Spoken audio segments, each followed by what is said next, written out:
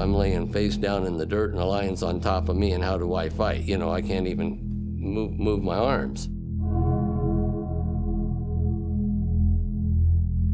I remember trying to decide, okay, should I try to grab this gun and use it? Uppermost in my mind was getting her off of Jim, because I knew she was going to kill him. It was down to split seconds.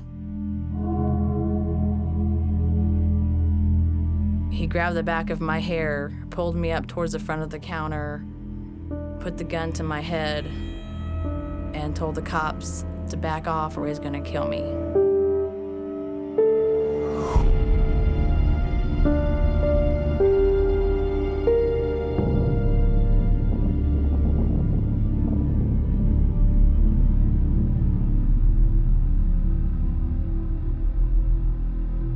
It was approximately probably almost 2 in the morning, and very few people around and on the highway at all. I was driving, and she was in the passenger seat, and we were laughing and having a good time. And all of a sudden, I guess from out of absolutely nowhere was the biggest, loudest bang you've ever in your whole life heard. It was very, very, very loudest noise and just startling out of nowhere.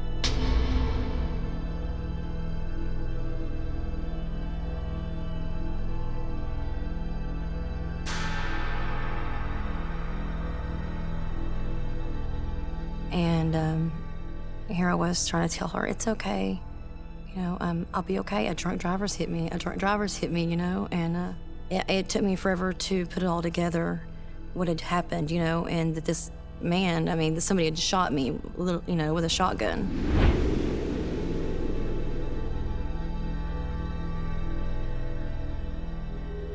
He held the shotgun out the window like this, and he shot, like, as he was driving at 70 miles an hour down the road, he shot my vehicle.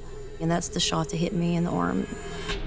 There was so much blood and glass, and the only thing left of my arm was there was a small piece of skin left. The whole thing was shot completely off, and it disintegrated my bone, everything.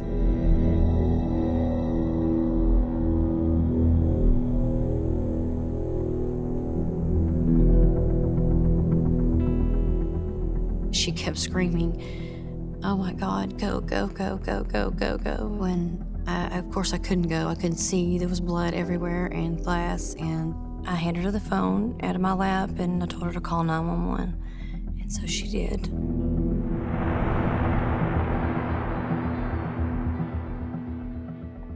He walked up to the driver's door, and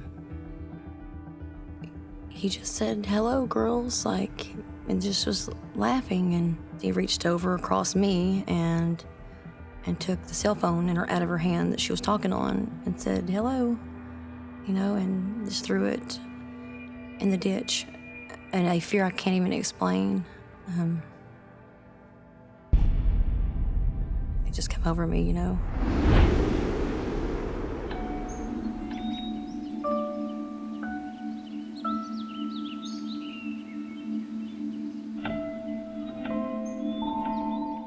We had gone at approximately 6 miles. It was getting late that day, 3 o'clock, and wintertime, it gets dark early. So we decided we better go to the parkway and head down the road, because that way we'd get to the car earlier. One of the things we referred to going down is how lucky we were to be able to be up in such a gorgeous area and to be able to be enjoying it.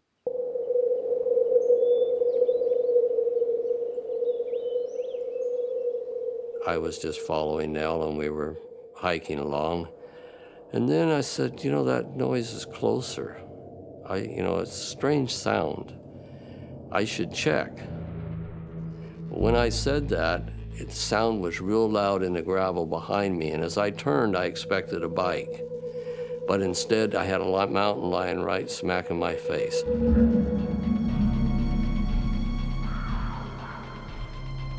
I was like in shock, but I ducked, and I turned to my left, as best and fast as I could. When I did that, it went over the top of me. It had both paws out, and it was going to hit me right smack in the middle of my back. It missed, it fell on its face and caught itself, turned around, and faced off at me. I was so shocked that I'm facing a mountain lion, and I know that I'm in extreme trouble. But I don't have time to even yell out. I've got to figure out what to do. And I don't have any plan how to fight a mountain lion. The only thing I know to do is what I would do if I had to fight a dog. So when the mountain lion lunged, I jammed this arm into its mouth. The first thing I heard was this horrible scream. And I turned, and Jim was on the ground with the mountain lion on top of him. I just started screaming, and I told him, "Fight, Jim, fight."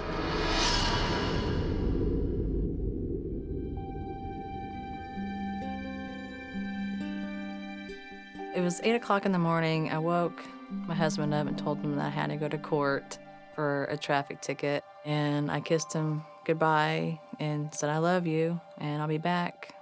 I went to the Bigfoot gas station to get me and him some sodas or whatever to take home, and I was gonna run in real fast. There's 2 women at the front registers, and I was getting ready to pay and walk out. Me and the women heard a commotion outside, like it was an accident, and so we're like, "What's going on? What's happening outside?"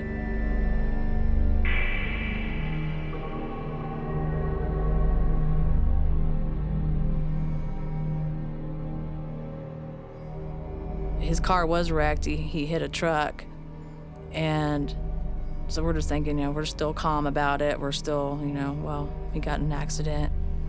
And he jumps out of his car, starts shooting at the police that was already out there, and then ran into the store and then told everybody to get out or he's gonna kill everybody.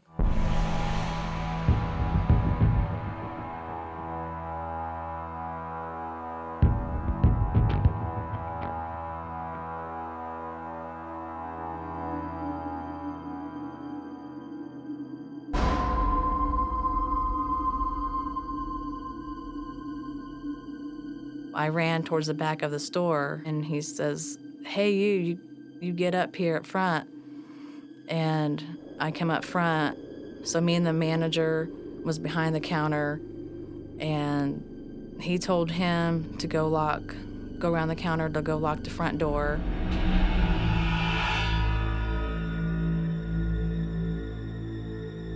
So he actually locked the door, came back around to the back and ran out the back door, left me all alone in there.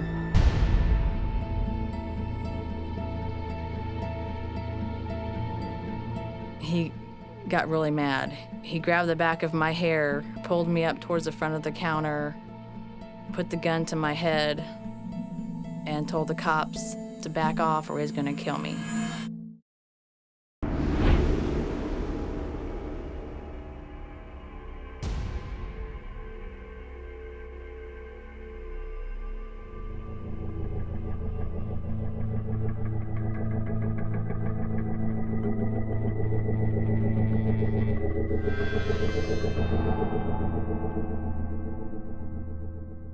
He walked up to the driver's door, and he reached over across me and took the cell phone out of her hand that she was talking on, and he just backed a few feet away from the vehicle, probably not even 2 feet, I guess, away from the vehicle, and he lifted the end of that shotgun up and just looked through the barrel of it. She's screaming, "Go, go, go, go," and he just shot the gun. This bullet came out into that shotgun of that barrel and followed me like a tracer right in front of my eyes, and and of course hit her right in the temple and the head, and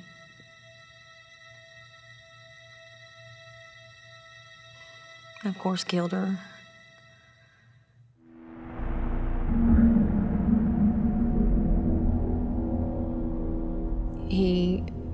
drug me to his vehicle and threw me in his vehicle.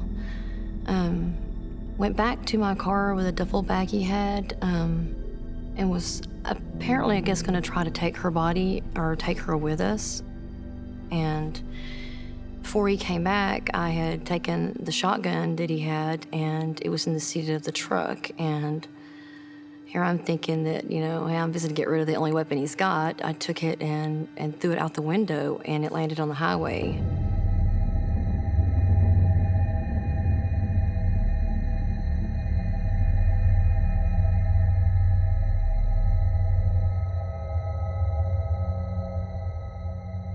He sped off, of course, from that scene and drove me probably about 90 miles an hour down the highway to a back road right there off of the main highway. I remember trying to decide, okay, should I try to grab this gun and use it, or should I, I'm gonna die regardless. I mean, there was no way that he was gonna kill me for sure. And so should I at least go for it, or what do you do?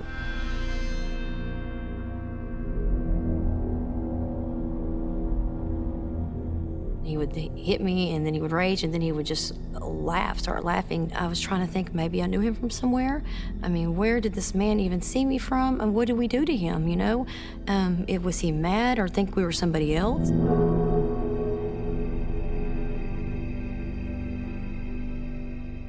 He took me down to this back road. I was thinking maybe a car will pass, or maybe somebody will hear me scream, or, but there wasn't a house around. Not one house around, not one light. I mean, it was just black, and he dragged me out of his truck and dragged me to a little embankment right by the truck, and he then sexually assaulted me.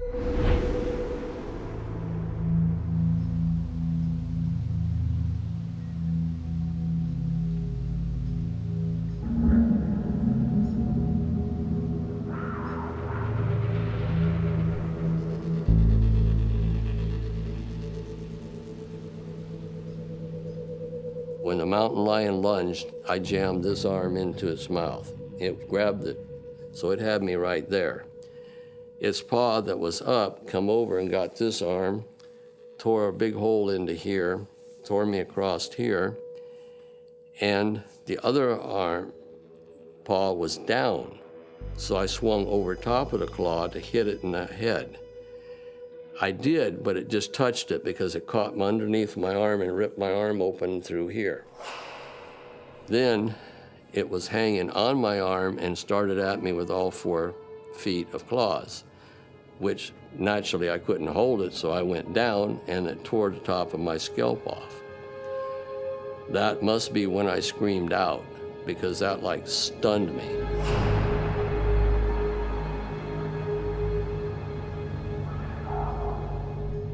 I just started screaming. I picked up a log that must have been right there. I don't remember looking for a log or anything. And I had one that was about 4 inches in diameter, about 8 feet long. And it was wet, so it was heavy. And I picked it up. It was all I could do to lift it. And I thought, sure, that one blow to her, the lion, would be the end of it. But I just learned very quickly how tough and strong that a wild animal is, because I just kept hitting her, and she didn't even flinch. I couldn't hit the lion in the head because it had a hold of Jim, and I was afraid this big log, I could have hit him. So I just picked the biggest part of her, which was her body, and just started hitting her. I heard Nell screaming, "Fight, Jim, fight." And then I feel that she's hitting it. And I'm saying, how? Because I'm laying face down in the dirt and the lion's on top of me, and how do I fight? I can't even move my arms. I saw something white laying beside Jim. At that moment, I didn't have any idea what it was, but it scared me terribly. I wasn't sure if his skull had been crushed at that point or what.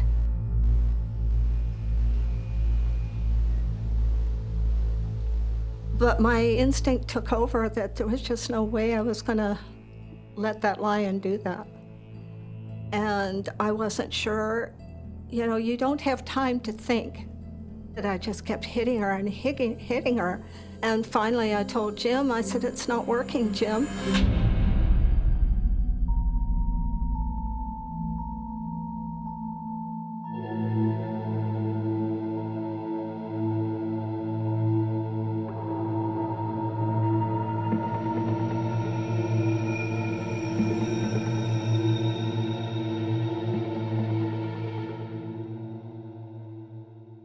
There was police everywhere outside. They were all aiming guns in at us, too.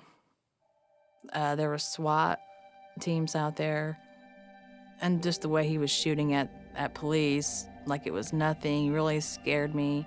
He just seemed like that's what he was used to doing. And I told him when he had the gun to my head that, please don't do this. I have 5 kids. And that's all I could think about was my kids and my husband and trying to figure out a way to get out of this.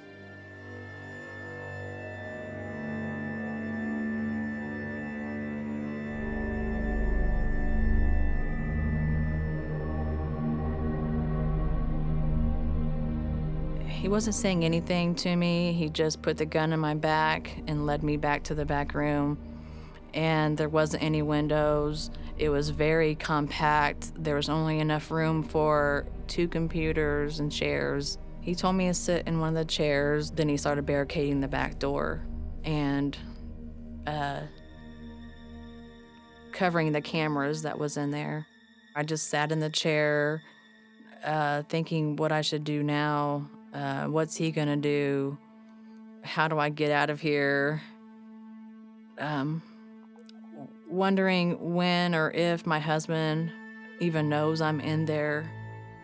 I just told him, please don't hurt me. I have too many kids to take care of. They're my life. And I need to be there for them, to be their mother.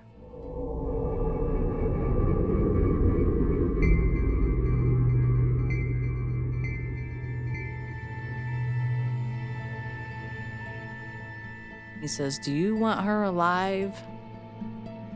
Do you worry about her life? He says, I could kill her any minute.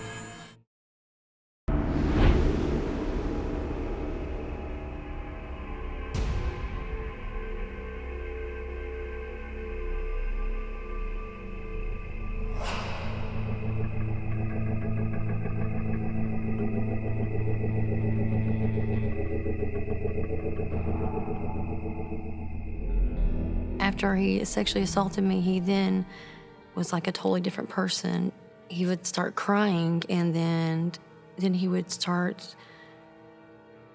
oh my God, what happened to your arm? And then he would go back to just screaming and ranting and raving, and it was just, and I kept telling him, I said, well, don't you have like children? And I kept talking to him about my little boy.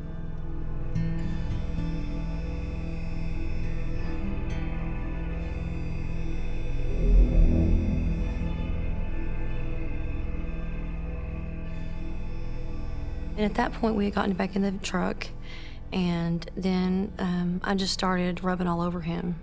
I rubbed his leg and was kissing on him and telling him that was great and that was wonderful, and thank you for, this good time. Being affectionate to him and rubbing on him and, pretending to really, really enjoy what had happened, and that I could definitely tell was working. The first time he ever said, what happened to your arm? Oh my God, you're bleeding everywhere. I said, well, I know you just picked me up and you were gonna take me to your house, remember?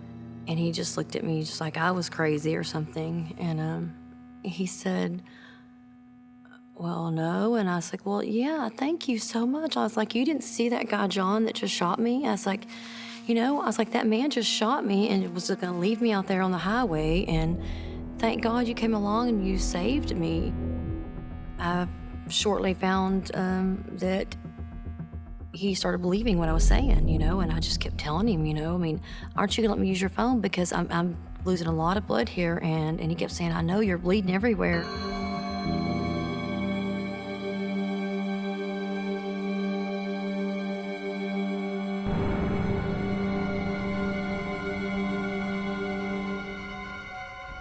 And he's like, well, I really have warrants out for my arrest. I really don't need to go back to my house and let you use the phone.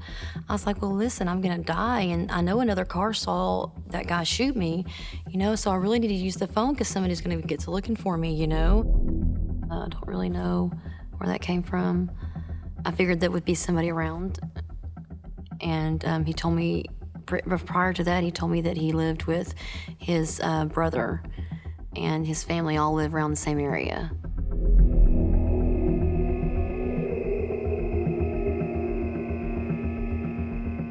And I was like, yeah, well, go ahead and take me back to your house, He said that his family was out of town and that for me to stop acting bad, that I would end up like other people have ended up, and then he won't be responsible for what happens with me.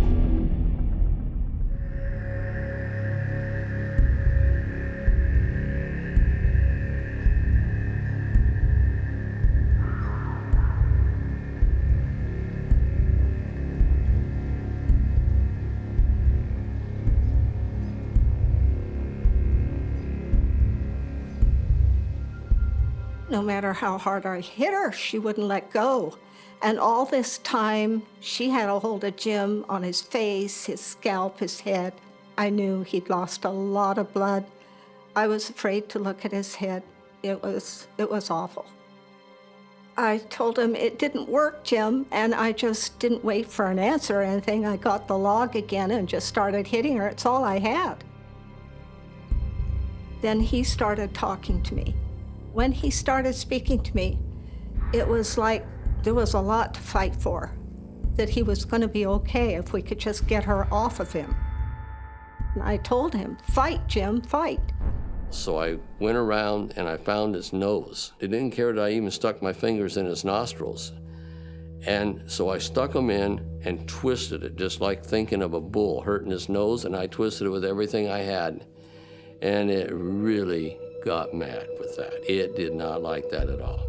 It jumped, took a hold of me in the mouth in the same place, grabbed me, and its teeth and mine were gritted together.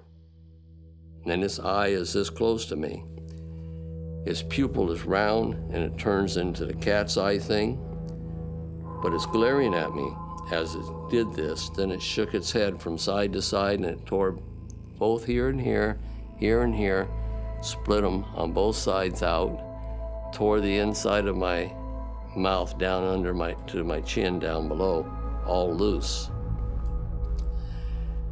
Immediately, it went right back onto my head. And he's trying to crack my skull, and I kind of realized that, but it's a she, and she's also pausing just to lick on my head.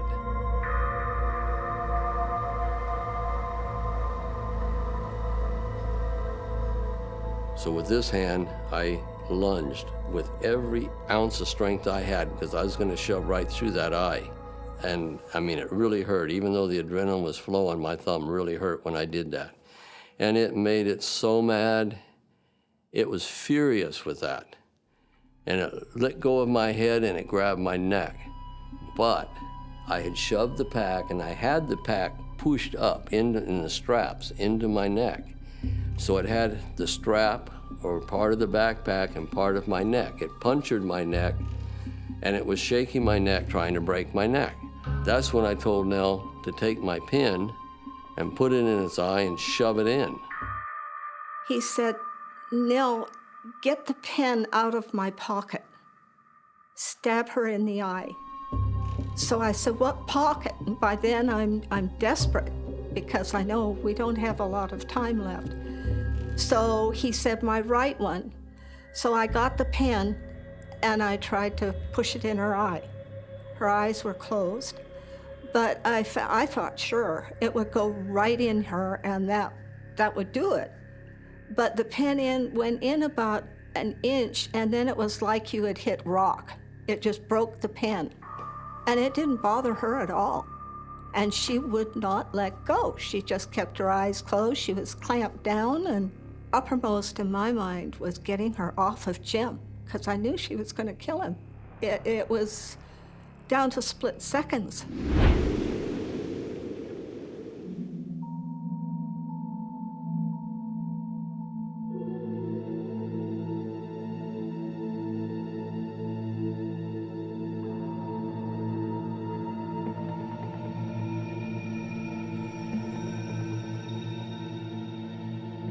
The negotiator on the phone with him, he just kept talking about me.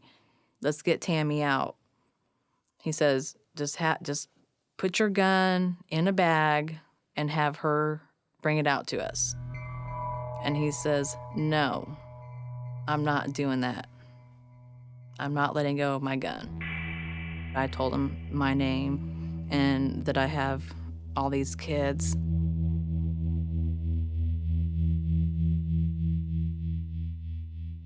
I showed him a picture of my daughter as a cheerleader, and he said that she was beautiful. He says, I don't have any pictures of mine, but she's with her mother. So I was thinking right there that I could use this to my advantage. I said, don't you want to get out of here so that you can be with your daughter that needs you? He says, well, I'm not going to jail.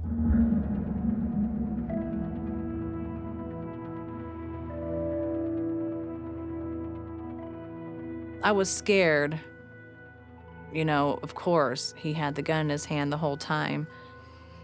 But we started to talk, and I was hoping, okay, maybe I'm getting a bond with him. Maybe, you know, I'm just thinking of survival.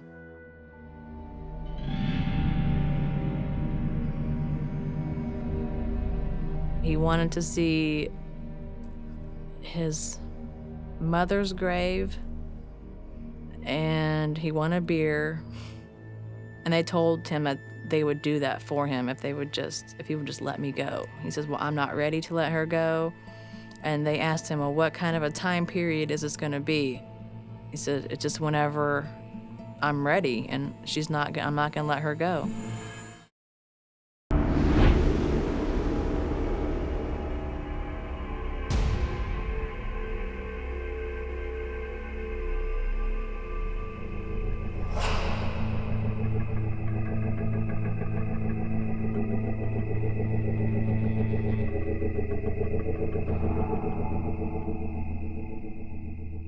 He kept finding all sorts of reasons, you know, why not to take me to his house. And, but he did take me back there, and when we pulled up to his house, there was not a soul. There was a cemetery. I was just very, very, just horrified.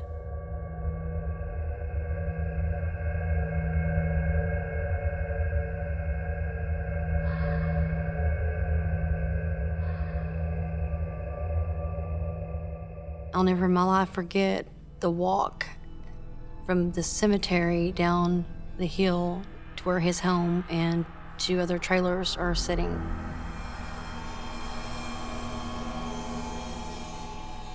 We went in the house, and I used the phone, and I called 911, and I told her who I was, and I was very calm. 911, what is your emergency? Somebody shot me, and this man here helped me on the side of the road. Someone shot you? And my arm is in half right now. And this man right here in front of me helped me out. Okay, where are you, ma'am? Please hurry. Okay, are you from this area, ma'am? Okay, let me speak to that gentleman that's helping you, okay? How do you get to? I've got another gunshot wound. Same one. You're the. Please hurry. And she tells somebody in the background there's been another shooting. And I said, the same one. And that's all I said. He's sitting here looking at me, and she just got quiet.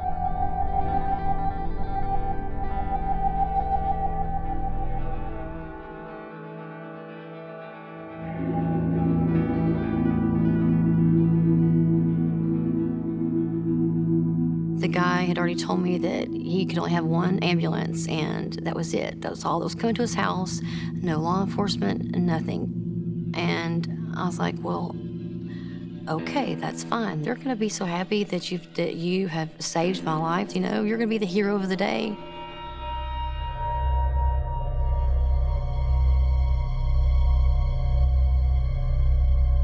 I'd lost so much blood that I was very weak and lightheaded, and I was not able to tell them where actually I was located. And he actually got on the phone with the 911 operator 2 different times and actually was talking to her and gave her exact directions to his home. Do you think they can find it if it's a long driveway?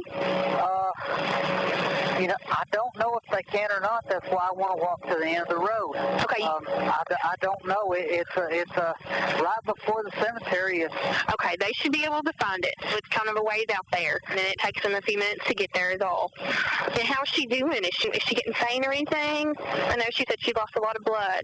She acts completely okay, but Does she? I know she's scared out of her wits. Yeah. Because I'm the one that picked her up, and I'm scared to death because I got blood from head to toe. We are doing a great job, okay? The ambulance is not far from you, all right? And it was just like he had not done anything, and he really believed that this other man had shot me. And he kept saying, well, where'd your friend go? And I would tell him, she's at the car, remember? She didn't want to come. You were just going to bring me, remember?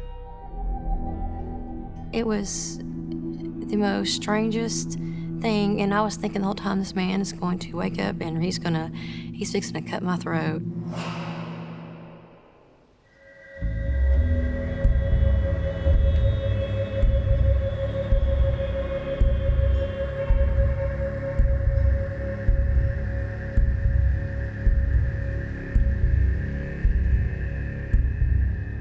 It's desperate that I get it off my head. So then I thought, okay, I'm gonna put my hand in its mouth and get it to bite on my hand so it's not biting on my head, to buy time while she's hitting it, and hopefully something's gonna, catch. So I did that, and it starts chewing on my hand, which satisfied it fine, but it hurt something horrible. And then I remembered from being with dogs, if I grab its tongue, it can't bite.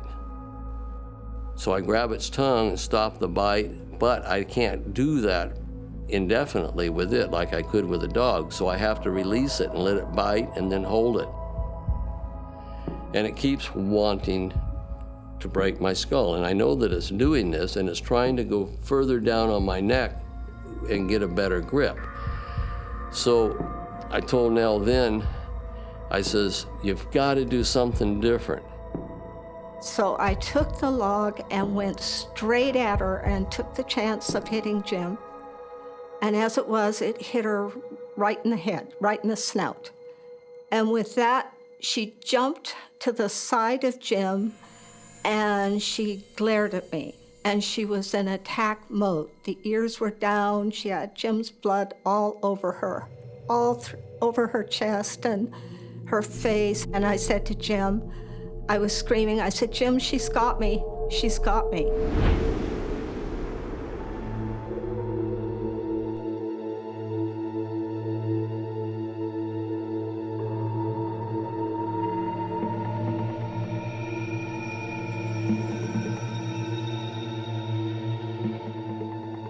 He was sitting there tapping that gun on his head. And I asked him, what are you thinking about? And he says, I'm just thinking about my life. And I asked him if he was scared, and he didn't say anything.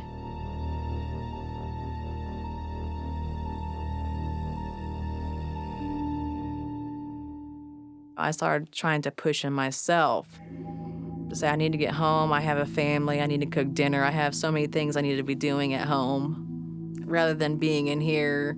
So just let me go. And he says, I'm not ready to let you go. You are my security blanket. You are what's keeping me alive.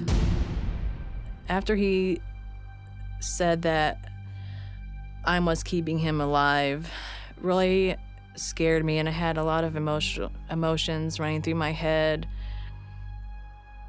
Like, worried that the police will come in shooting at us.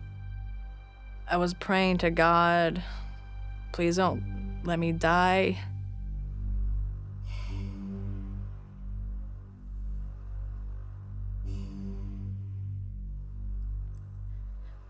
Just get me out of here. I told him that in case something happened, I'd like to write something to my husband and my kids. He allowed it, but he watched what I was writing, so I made it very short and simple. I just wrote all my kids' names all over the paper and said I love you all forever.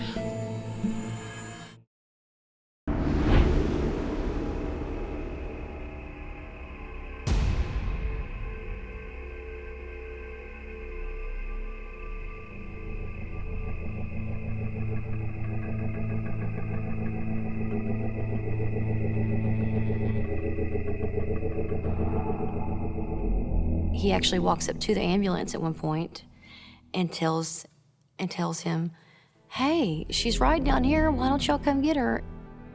And he just walks back in the house and says, well, the ambulance is down there, but I don't know what they're doing.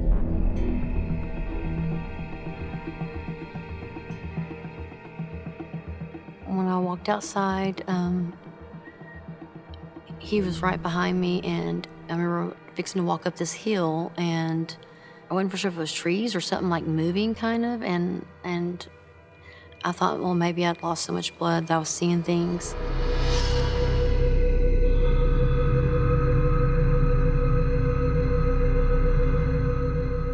All of a sudden, they were just people everywhere surrounding him. He went down fighting with them, so I was able to, get up the hill a little ways, and the ambulance was there. I've never been so happy to see people in my life, ever, ever, ever. I mean, because I figured the last days of my son's not going to know what happened to me. My aunt's not going to know what happened to Anna. This man's going to get away with this, and that's mostly what I kept thinking about,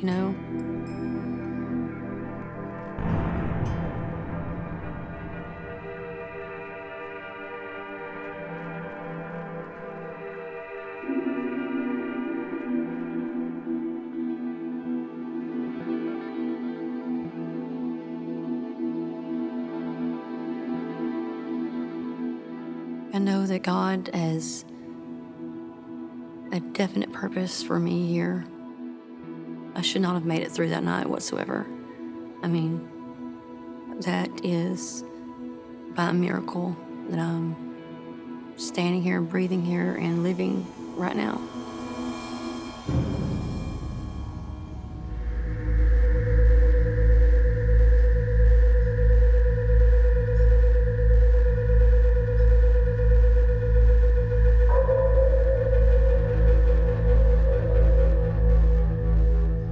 I said, Jim, she's got me. She's got me. And he raised up on his elbow, and then I looked at her, and I raised the log as high as I could and just screamed as loud as I could. And miraculously, she just looked at me and walked off.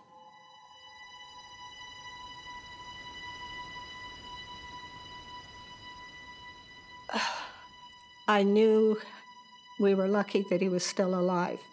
But I also knew we had to get out of there. I could not leave him alone and go for help because all the blood around, I knew she'd come back. I went to him real fast. I said, Jim, get up, get up. He said, I'm tired. I said, I know, but we've got to go. We've got to get out of here. And I had no idea how far Jim could make it. I was up to a jog for a moment or two, and enough that I could feel the piece of my scalp that was back there banging on me.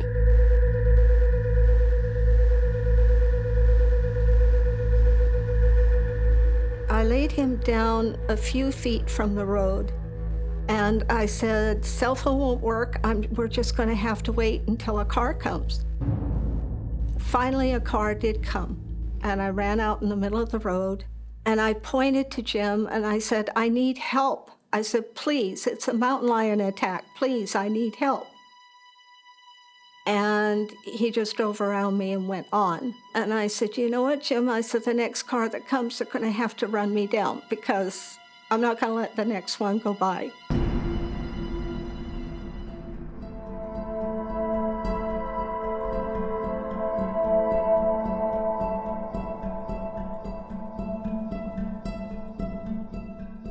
Well, if it wasn't for Nell, I wouldn't be here because there was no way that I was going to survive that on my own.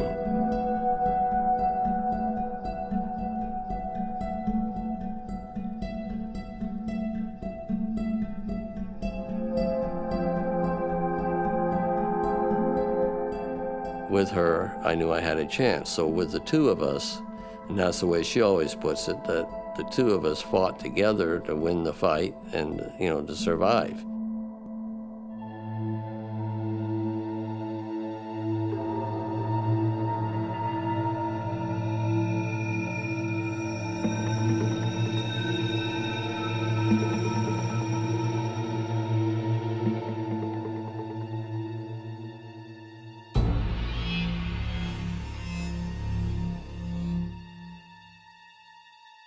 He agreed to let me go out to get the cell phone as long as the police would back up.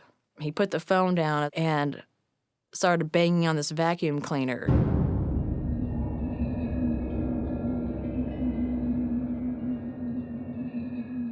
I opened that door. I saw a cell phone right in front of the door. I had enough time just to grab it. The SWAT team was trying to come for me to grab me. They couldn't get to me. He pulled me back into the store. He shot over my head towards the SWAT, and I told him, stop shooting over my head. I hear the side back door explode. The SWAT team come bursting in the front door and the back door at us, shooting. And I'm trying to lay down as far as I can and try to cover my head, but what I was holding onto had holes all in it. And I just kept screaming, stop shooting, I'm right here, I'm right here. And after I got done saying that, the gunfire stopped.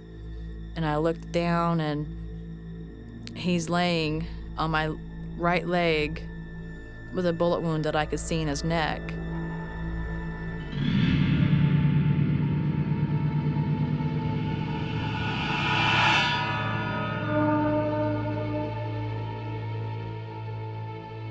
The scariest moment of the whole ordeal was having a gun at my head, not knowing if he's gonna pull that trigger. And immediately it was my kids' faces that showed up in my head, and my husband.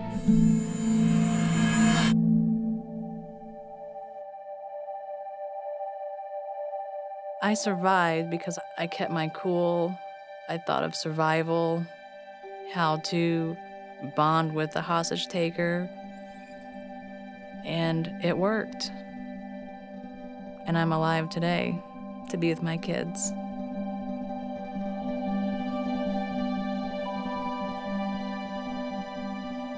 I survived because my wife is a very wonderful person and very devoted, and that's how I survived, with us fighting together as a unit.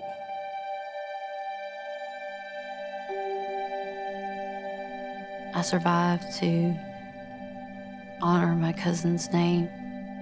I was determined to do what I had to do to make it out of there, and I will come out of this alive. I'm here, and I'm going to be okay.